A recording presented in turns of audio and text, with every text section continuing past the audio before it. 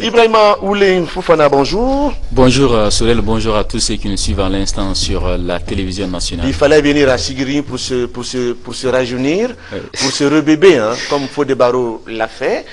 Alors c'est pour la rubrique littérature. Bienvenue.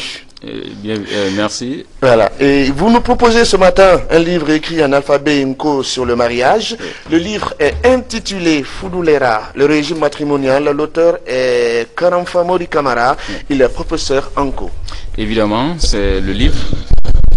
Et vous savez, l'Onco est un système d'écriture paru en 1949 du côté de Bingerville, en Côte d'Ivoire, par le savant Solomana Kanté.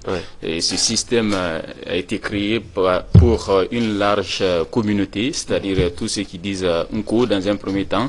Ce n'est pas seulement le Malinké. Il y a le Malinké, évidemment, il y a le Konianké, il y a les Kouranko ou encore les Djoula. C'est-à-dire pour dire jeudi, en Soussou par exemple, Nare, ou encore en Poulard, Miini. Donc c'est ça, mais le thème abordé, il y a beaucoup de thèmes, et surtout le thème central de ce livre, c'est le mariage. Donc c'est pourquoi on a dit Karamfa, Mouri, Karamfa signifie professeur en français, donc pour ceux qui ne comprennent pas ce vocabulaire, c'est ça un peu. Karamfa, qui Karamfa Mouri Kamara. Voilà, Karamfa Mouri Kamara, comme je l'ai dit, c'est un professeur en cours.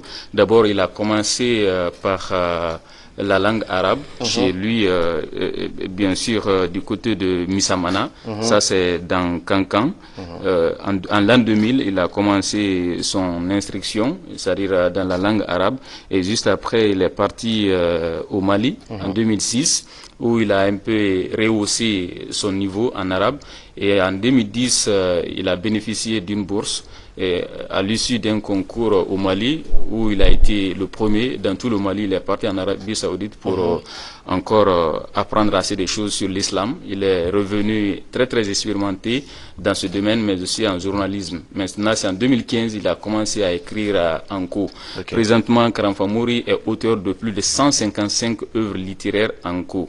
Donc le livre en question vient juste à peine d'être dédicacé parce que le livre a été écrit à Caille, du côté du Mali, et puis imprimé en Égypte en 2020. Beaucoup plus en profondeur. C'est un livre de 588 pages, mais qui nous parle du mariage. Évidemment, ça nous parle du mariage. Dans ce livre, l'auteur essaie d'éclairer la lanterne de tous ceux qui sont mariés ou tous ceux qui veulent se marier, et sur tout ce qui se passe dans le mariage. C'est-à-dire, et pourquoi on se marie, quelles sont les nécessités, quels sont les enjeux liés au mariage. C'est de ça on parle dans ce livre. D'accord. Il a abordé le pourquoi le mariage. Oui, évidemment. Quelque part. Et c'est vrai, si nous faisons un peu allusion à la religion, selon laquelle Ève a été créée par Dieu à travers une des côtes de l'homme. Donc il y a question de complémentarité entre l'homme et la femme. Donc il y a ça.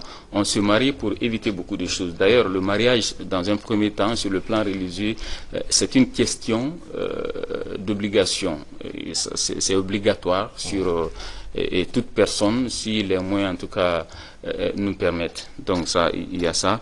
Et l'homme, dans nos différentes communautés, on ne peut pas avoir une responsabilité et si on n'est pas marié.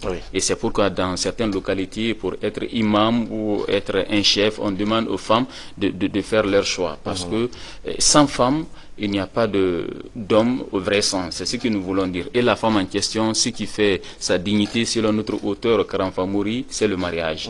Donc c'est le mariage qui fait la dignité de la femme, selon lui. Et puis l'homme aussi, il n'est pas complet s'il est célibataire. Donc voilà le pourquoi. En tout cas, il a beaucoup développé ce thème. Je voudrais que vous reveniez sur ce passage-là. L'homme, il n'est pas complet s'il est célibataire. Évidemment, c'est ce qu'il dit. Il y a Albé Bangoura. Il y a Hussein Kaba Espace, et puis il y a qui encore, et j'ai pas envie de citer le nom de l'autre. En tout cas, moi, je ne l'ai pas fait pour qu'on essaie d'indexer certains. Statut visé. Allez, on appelle ça statut visé. Entre parenthèses. Voilà. Donc c'est ça.